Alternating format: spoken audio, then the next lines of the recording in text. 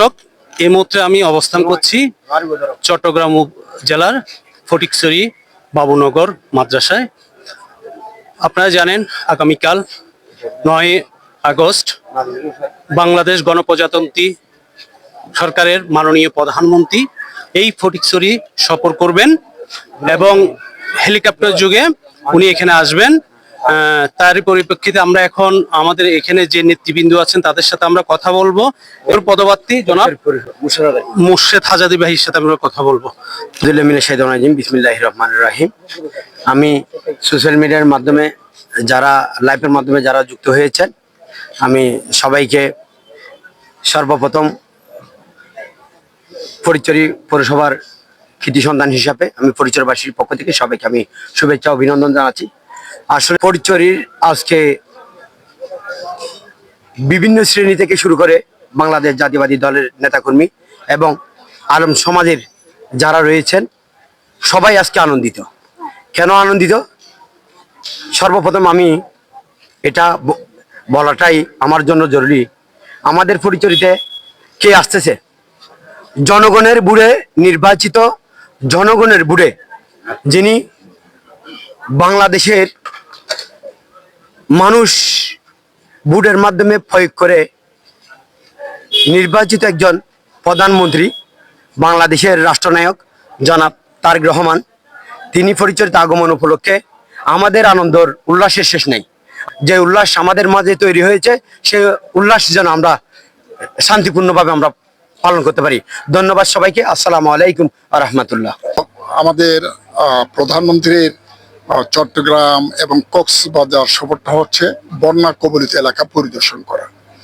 উনি সকালবেলা কক্সবাজার যাবেন, কক্সবাজার থেকে বাঁশখালী যাবেন, বাঁশখালী থেকে ফটিকছড়িতে আসবেন, ফটিকছড়ি থেকে হাটহাজারীতে যাবেন। এটা হচ্ছে বন্যা কবলিত এলাকার জনগণের সংস্পর্শে আসা এবং বন্যাপীড়িত জনগণকে কিছু রিলিফ সামগ্রী প্রদান করবেন এবং নিজে স্বচক্ষে উনি দেখার জন্য আগ্রহ প্রকাশ করেছেন।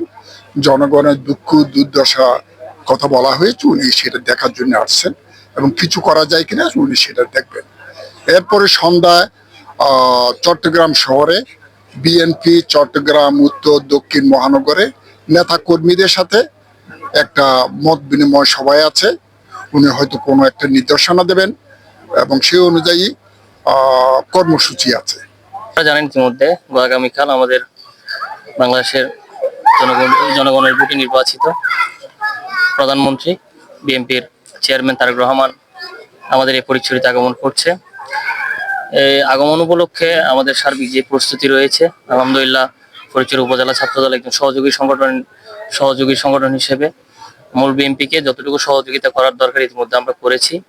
পাশাপাশি তারেক রহমান আমাদের ফটিকছড়িতে আসছেন, এটা আমাদের জন্য আলাদা একটা আনন্দের বিষয় এবং সাথে সাথে এগুলো তো যদি আমরা জাত করা যায় তাহলে ফটিকছড়িবাসীর জন্য উপকার হবে। তেমন কিছু না, আমরা বাংলা জাতীয়বাদী ছাত্রদল আমাদের এখন দৃষ্টিটা হচ্ছে সুশৃঙ্খল ভাবে তারেক রহমানকে স্বাগত জানানো এবং সুশৃঙ্খল ভাবে যাতে উনি এখান থেকে বিদায় নিতে পারে এই দিকে আমরা বিশেষ নজর রাখছি। ধন্যবাদ আপনাদেরকে।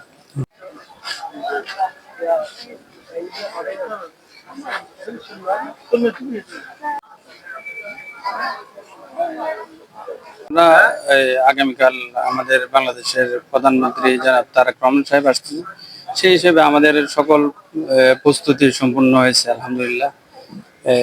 এখনো পর্যন্ত আমাদের কাছে এতটুকু নিউজ আছে যে আগামীকাল 1:35-এর সময় বাবুনগর মাদ্রাসায় উপস্থিত হবেন মাননীয় প্রধানমন্ত্রী।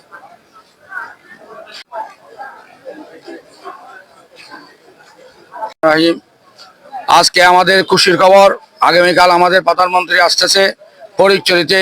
ফটিকছড়ির জনগণ, ফটিকছড়ির জনসাধারণ, ফটিকছড়ির ওলামা বৃন্দগণ, ফটিকছড়ির আপাম যে জনসাধারণ বৃন্দ আছেন তারা সবাই আন্তরিকভাবে খুশি, আন্তরিকভাবে ধন্যবাদ দিতেছে। ফটিকছড়িতে এই আমাদের তারেক রহমান মাথায় নিয়েছে এই বাবুনগর মাদ্রাসায় আজকে আগামীকাল আমাদের তারেক রহমান সাহেব আসতেছেন। আমরা সেই জন্য কোমর বিশৃঙ্খলা হয়ে আমরা যদি একভাবে এক সাথে থাকতে পারি ইনশাআল্লাহ। আসসালামু আলাইকুম ওয়া রাহমাতুল্লাহি ওয়া বারাকাতুহু। জানাচ্ছি লাল গোলাপ শুভেচ্ছা জানাচ্ছি। তিনি আগমনে ফটিকছড়ির মাটি মানুষ আজকে আনন্দিত, উচ্ছ্বাসিত এবং গর্বিত।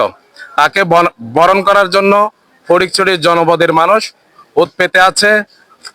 আগামীকাল তাকে বরণের মাধ্যমে তাদের আনন্দ উল্লাস প্রকাশ করবে।